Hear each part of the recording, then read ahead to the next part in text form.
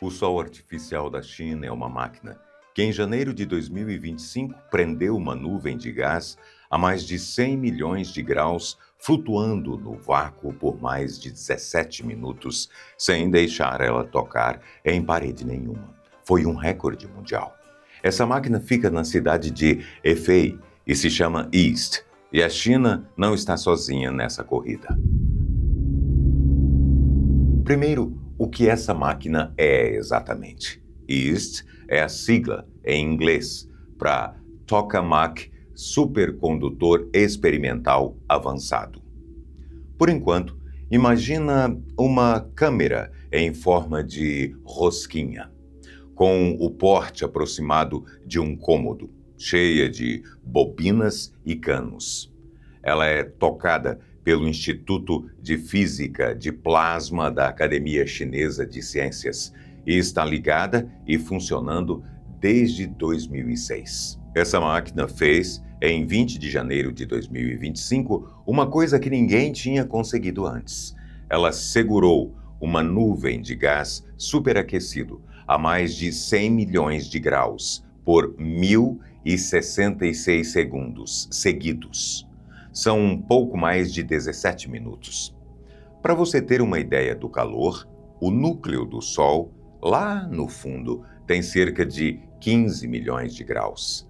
A nuvem dentro dessa máquina chinesa estava mais de 6 vezes mais quente que o centro do Sol. E o mais estranho é onde ela estava. Ela não estava dentro de uma panela, nem de um forno, porque não existe forno para isso. Nenhum material do planeta aguenta esse calor. O tungstênio, o metal que mais resiste à temperatura, derrete a pouco mais de 3.400 graus. Uma nuvem a 100 milhões de graus vaporizaria qualquer parede que encostasse nela. Então, ela ficava ali, suspensa, no meio do vácuo, sem tocar em nada. E esse recorde foi um salto grande. A marca anterior era da própria East, 403 segundos, batida em abril de 2023. Antes disso, em 2021, a máquina já tinha chegado mais quente ainda, um pico de 160 milhões de graus que durou só 20 segundos.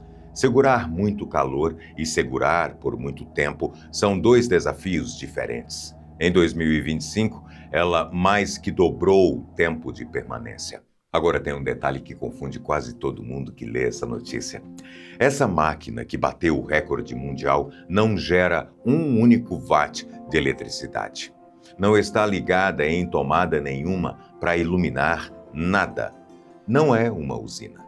E aí você fica com uma dúvida na cabeça: se ela não produz energia, por que o mundo inteiro comemora 17 minutos de gás quente flutuando dentro de uma rosquinha?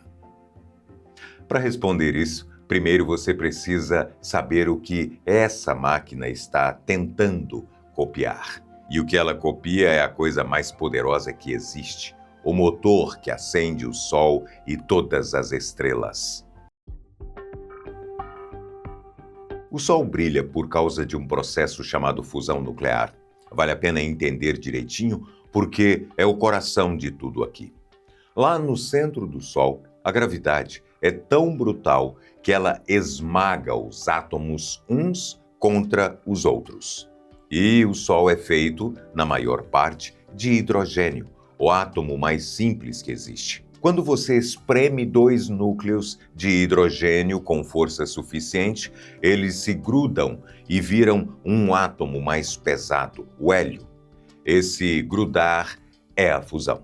Dois núcleos leves que se fundem num só. Quando eles se fundem, o resultado final pesa um tiquinho menos que a soma dos dois pedaços de antes. Esse tiquinho de massa que some não desaparece de verdade, ele vira energia. Um pouquinho de massa vira uma quantidade absurda de energia.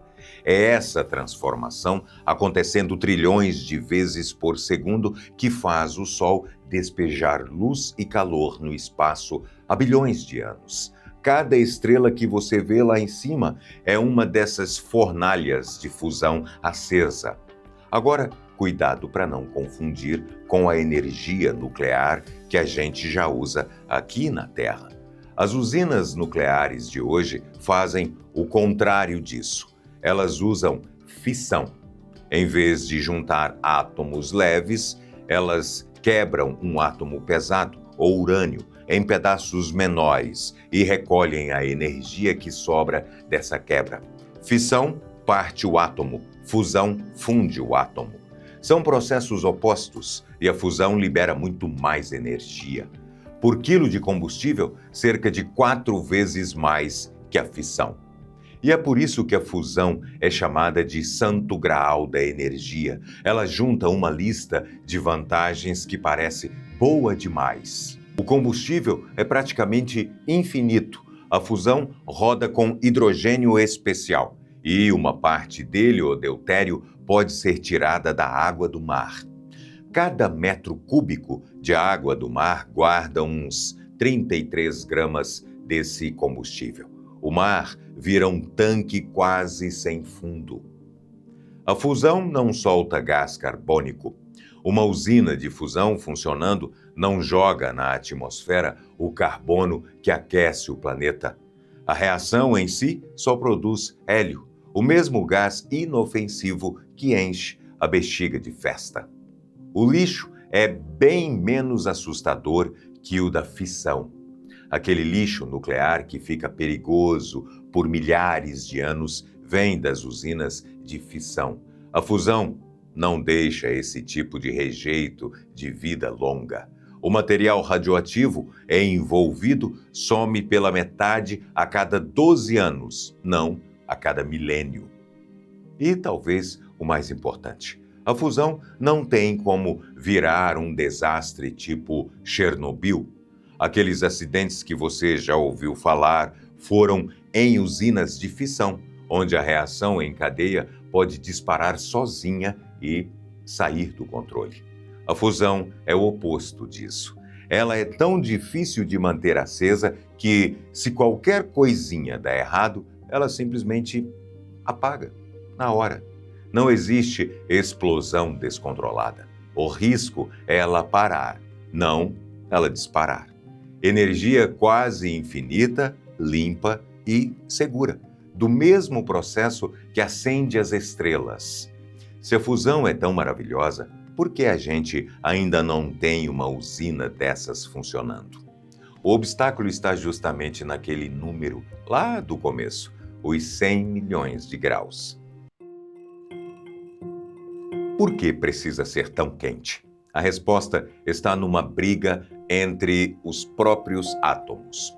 Todo núcleo de hidrogênio tem carga elétrica positiva. E você provavelmente lembra da escola. Cargas iguais se repelem. Quanto mais perto dois núcleos positivos chegam, mais forte eles se empurram de volta, como dois ímãs virados ao contrário. Para eles fundirem, precisam vencer esse empurrão e chegar praticamente colados. No Sol, quem faz esse aperto é a gravidade gigantesca da estrela, que espreme tudo para dentro. Aqui na Terra, a gente não tem uma massa daquele tamanho para apertar os átomos. Então, a gente compensa de outro jeito, com velocidade. A gente esquenta o gás, os núcleos passam a se mover em velocidade altíssima e batem uns nos outros com força suficiente para grudar mesmo sem a gravidade do Sol ajudando. É por isso que, sem a pressão de uma estrela, a fusão na Terra tem que ser ainda mais quente que a própria estrela.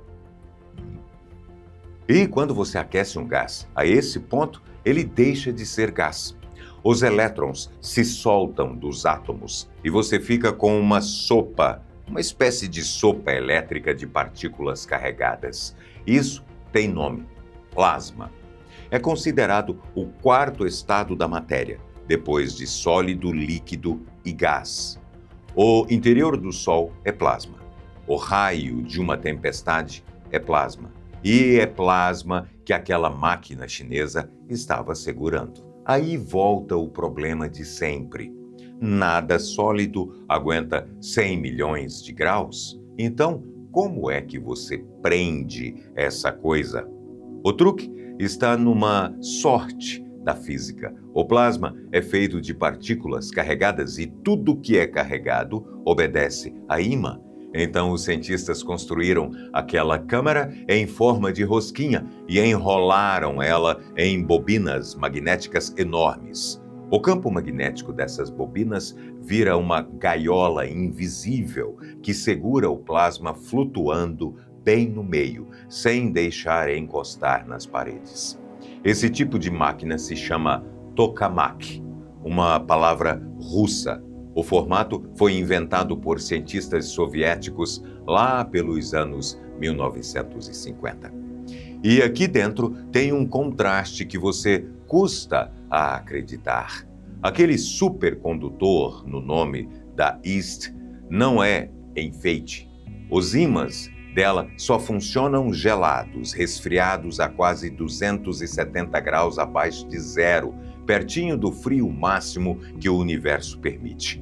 Quer dizer que, a poucos centímetros de uma nuvem, a 100 milhões de graus, ficam alguns dos ímãs mais gelados da Terra, o ponto mais quente e um dos pontos mais frios do planeta, um do lado do outro, na mesma máquina, separados por um vão. E é agora que você entende por que 17 minutos viram notícia no mundo inteiro. O plasma odeia ficar preso. Ele se contorce, cria redemoinhos, encontra brechas e escapa da gaiola magnética em frações de segundo, se apagando. Para segurar esse redemoinho por tanto tempo, os cientistas usam um regime batizado de modo H, de autoconfinamento. Nele, o próprio plasma freia a turbulência bem na borda, perto da parede, e o tempo que ele fica preso praticamente dobra. Foi no modo H que a East alcançou os 1.066 segundos do recorde. E hoje entra um aliado a mais nessa briga: sistemas de inteligência artificial. Eles vasculham os dados do plasma em tempo real, aprendem a reconhecer o começo de uma fuga e corrigem os ímãs a tempo de manter o plasma preso. Times de pesquisa, incluindo os da própria East, já treinam sistemas assim para prever uma ruptura do plasma antes que ela aconteça. Segurar uma nuvem dessas parada e comportada no mesmo lugar por mais de 1000 segundos seguidos é o verdadeiro feito. Não é a temperatura sozinha, é a temperatura junto com esse controle fino mantido por muito tempo. E uma usina de verdade vai precisar de muito mais, não minutos, mas horas e horas sem o plasma escapar. Por isso, cada segundo a mais nesse recorde vale ouro. Então a China conseguiu segurar as condições de dentro de uma estrela por 17 minutos aqui na Terra. Isso quer dizer que a energia infinita está logo ali, quase na tomada? É aqui que a resposta honesta pesa um pouco. Lembra que a máquina não gera nenhum watt? Agora você vai entender por quê. A East é uma máquina de pesquisa, não uma usina.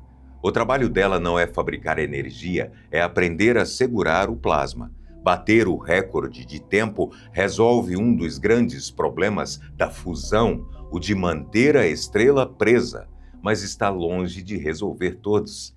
Tem pelo menos 2 grandes problemas ainda esperando resposta.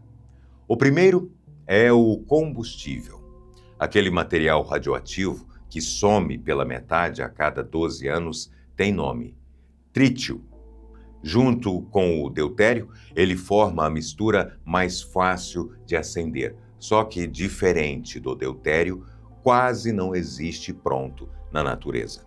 Cada reator comercial vai ter que fabricar o próprio trítio por dentro dele mesmo, numa etapa ainda não provada em escala real. O segundo é a conta de energia. A reação precisa devolver mais do que você gastou para criar as condições dela. Esse momento tem nome: ignição, e foi alcançado pela primeira vez em dezembro de 2022. Os cientistas do National Ignition Facility, na Califórnia, concentraram lasers numa pelotinha do tamanho de um grão de pimenta e tiraram da fusão mais energia do que os lasers entregaram no alvo. E, desde então, o feito se repetiu, com ganhos cada vez maiores. Só que aqui mora uma letra miúda importante. Essa energia que entrou é só a luz que bateu na pelota. Para acender aqueles lasers, a instalação inteira teve que sugar da rede elétrica quase 150 vezes mais energia do que a que chegou no alvo. Quer dizer, na conta que de fato importa para você, a da tomada, a experiência ainda gastou muito mais do que produziu.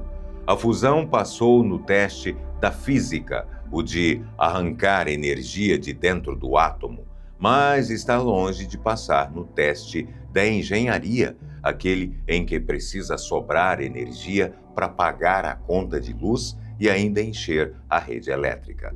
E, como dissemos lá no começo, a China não está sozinha nessa. Poucas semanas depois do recorde da East, do outro lado do mundo, um reator francês chamado WESS segurou o plasma por ainda mais tempo, 1.337 segundos, quase 22 minutos, ainda que a uma temperatura mais baixa. Coreia do Sul, Reino Unido, Estados Unidos e dezenas de empresas privadas estão todos correndo atrás do mesmo prêmio. E o maior de todos ainda está sendo montado, o ITER, um tokamak gigante que 35 países estão construindo juntos no sul da França, feito para provar de vez que a fusão pode render muito mais energia do que consome. Mesmo o ITER não vai acender uma lâmpada na sua casa, ele também é um experimento. A primeira usina de fusão comercial, aquela que joga energia na rede que chega até você, os cientistas colocam lá para 2050, ou até mais tarde. Os primeiros tokamaks, ainda no fim dos anos 1960, mal seguravam o plasma preso por 10 a 20 milissegundos, menos tempo que um piscar de olhos. Quase 60 anos depois, esse mesmo tipo de máquina, a East, segurou o plasma por mais de 1000 segundos seguidos. É essa escalada, não o recorde isolado, que mede o tanto que a fusão já andou, mesmo com a conta de energia ainda no vermelho. Tem uma piada velha entre os físicos que resume bem a história. Eles dizem que a fusão está sempre a 30 anos de distância, e essa mesma frase é repetida há uns 70 anos. Cada recorde novo vem com um finalmente, e logo atrás, mas ainda não. Então, no fim das contas, o que o sol artificial da China fez de verdade? Ele não ligou a energia infinita, ele não resolveu a fusão. O que ele provou é mais estreito do que as manchetes sugerem, e ainda assim enorme. Dá para a gente segurar as condições de dentro de uma estrela aqui na Terra, por um tempo de reator de verdade, sem o plasma fugir. Isso ninguém tinha feito antes. É um degrau da escada, não o topo dela. A parte mais difícil deixou de ser imaginar a fusão. Agora é fazer a conta de energia fechar num tamanho que valha a pena. E é essa conta, não o recorde de temperatura, que vai dizer se o sol artificial um dia sai do laboratório e entra aí na sua casa. E para você, o que fica mais forte nessa história? A ideia de recriar o sol dentro de uma máquina, o combustível quase sem fim, escondido na água do mar, ou a paciência de correr atrás da mesma resposta por 70 anos sem desistir? Deixa a sua resposta nos comentários que a gente lê, viu? E se o que te prende por aqui é justamente isso, a gente pegando um anúncio gigante e separando com calma o que já aconteceu do que ainda é só promessa, então retribui, manda aquele like, ativa a inscrição para não perder os próximos, e se quiser chegar mais perto da ciência com a gente, dá para entrar no clube de membros ali pelo link de baixo. Aquele abraço, até o próximo vídeo.